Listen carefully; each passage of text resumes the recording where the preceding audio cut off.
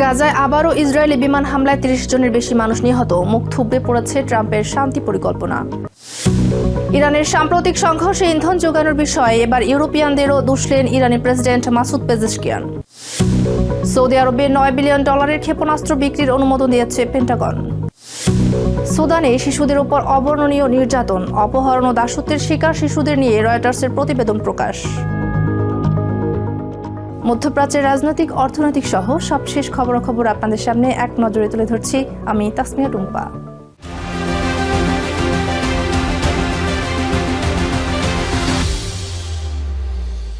গাজায় আবারও ভয়াবহ সিরিজ হামলা চালিয়েছে ইসরায়েলি সামরিক বাহিনী। শনিবার অবরুদ্ধ উপত্যকা জুড়ে ৩০ জনের বেশি প্যালেস্টিনিয়ান নিহত হয়েছেন, যাদের মধ্যে উল্লেখযোগ্য সংখ্যক শিশু ও নারী রয়েছেন। এর মধ্যে গাজা সিটির একটি পুলিশ স্টেশন এবং শরণার্থী শিবিরে সর্বোচ্চ হতাহতের ঘটনা ঘটে। ভোর থেকে গাজায় এই ভয়াবহ হামলায় থমকে গেছে শান্তি প্রক্রিয়া। রাফা সীমান্ত খোলার একদিন আগেই এই পৈশাচিক হামলায় আতঙ্কিত হয়ে পড়েছে গাজাবাসী।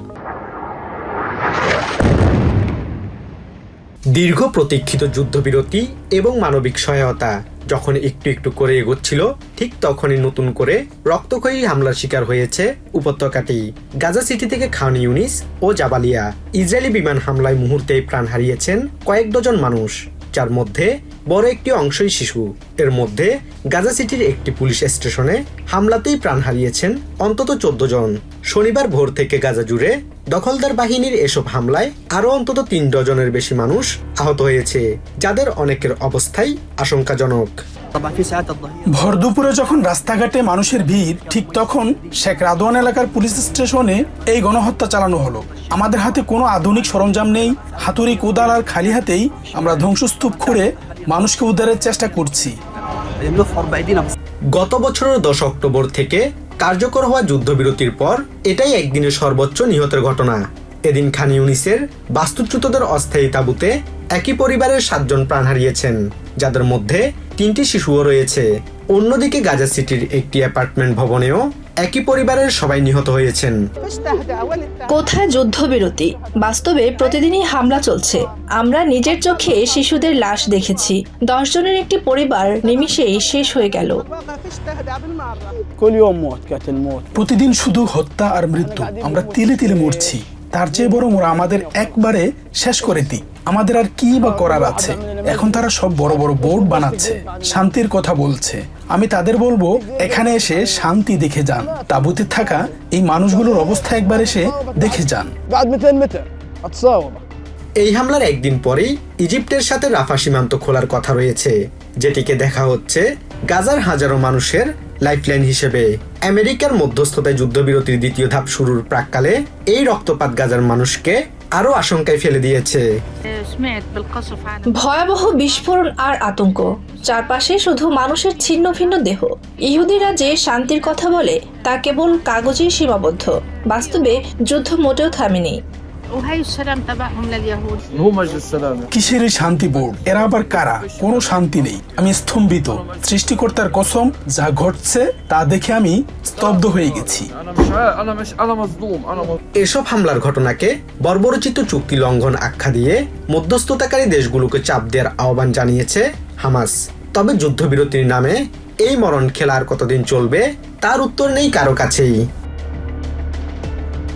Basudebnath, TVN 24 news desk. ইরানের সাম্প্রতিক বিক্ষোভের সহিংসতার জন্য প্রেসিডেন্ট ডোনাল্ড ট্রাম্প এবং ইসরায়েলি প্রধানমন্ত্রী বেঞ্জামিন নেতানিয়াহু সহ এবার ইউরোপিয়ানদেরও দায়ী করলেন প্রেসিডেন্ট মাসুদ পেজেশকিয়ান। ইরানের ইসলামী বিপ্লবের 47তম বার্ষিক উদযাপনের প্রস্তুতি উপলক্ষে শনিবার আয়াতুল্লাহ খোমেনি মাজার জিয়ারতে যান ইরানের প্রেসিডেন্ট। পরে সেখানে এক ভাষণে তিনি বলেন, বিদেশি শক্তিগুলো সাধারণ মানুষের ক্ষোভকে পুঁজি করে দেশে বিভেদ সৃষ্টি এবং সশস্ত্র সংঘাত উস্কে দেওয়ার চেষ্টা করেছে। পেজেশকিয়ান স্পষ্ট করেন, সরকার শান্তিপূর্ণ প্রতিবাদ শুনতে প্রস্তুত থাকলেও অ্যাম্বুলেন্স বা বাজারে আগুন দেয়া কোনো স্বাভাবিক প্রতিবাদ নয়। তিনি দাবি করেন, সর্বোচ্চ নেতা আয়াতুল্লাহ আলী খামেনির দূরদর্শী নেতৃত্বে এসব বিদেশি ষড়যন্ত্র নস্যাৎ করা হয়েছে। ট্রাম্প, নেতানিয়াহু বা ইউরোপিয়ান সবাই আমাদের দেশে বিভেদ ও সংঘাত সৃষ্টি করতে চেয়েছিল। সাধারণ মানুষের ক্ষোভকে পুঁজি করে তারা সমাজকে টুকরো টুকরো করার ষড়যন্ত্র করেছে। কোন স্বাভাবিক প্রতিবাদে মানুষ অস্ত্র হাতে নেয় না বা অ্যাম্বুলেন্সে আগুন দেয় না। আমরা প্রকৃত আন্দোলনকারীদের কথা শুনতে প্রস্তুত থাকলেও তারা সহিংসতা ঘটিয়েছে।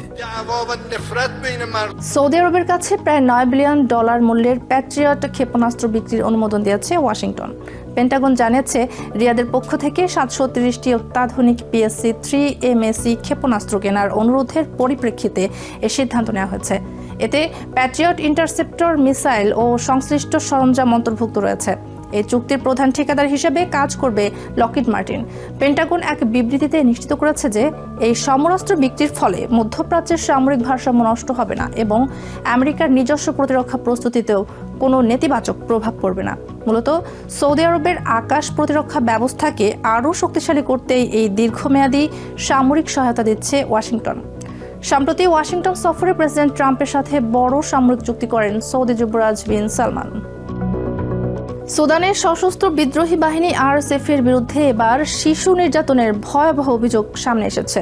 দেশটিতে চলমান গৃহযুদ্ধে দারফুরের সাম্প্রতিক অভিযানের সময় শিশুদের অপহরণ করে দাস হিসেবে ব্যবহারের লোমহর্ষক তথ্য উঠে এসেছে রয়টার্সের এক প্রতিবেদনে।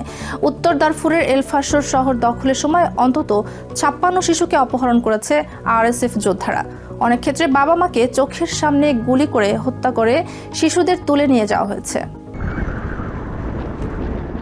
সুদানের সেনাবাহিনীর সাথে দেশটির আধাসামরিক বাহিনী র্যাপিড সাপোর্ট ফোর্সেস বা RSF এর চলমান গৃহযুদ্ধের আড়ালে থাকা অন্ধকার চিত্র উঠে এসেছে রয়টার্সের এই অনুসন্ধানী প্রতিবেদনে। বিদ্রোহী বাহিনী RSF এর বিরুদ্ধে শিশু অপহরণ, পাচার ও আধুনিক দাসত্বের ভয়াবহ প্রমাণসহ অভিযোগ পাওয়া গেছে। RSF এসেই শিশুদের গাড়িতে তুলে নিত। আমরা জানি না তাদের ভাগ্যে কি ঘটেছে। ওরা প্রকাশ্যেই বলতো পুরুষদের মেরে ফেলবে, নারীদের ভোগ করবে আর শিশুদের দিয়ে পশু চড়াবে।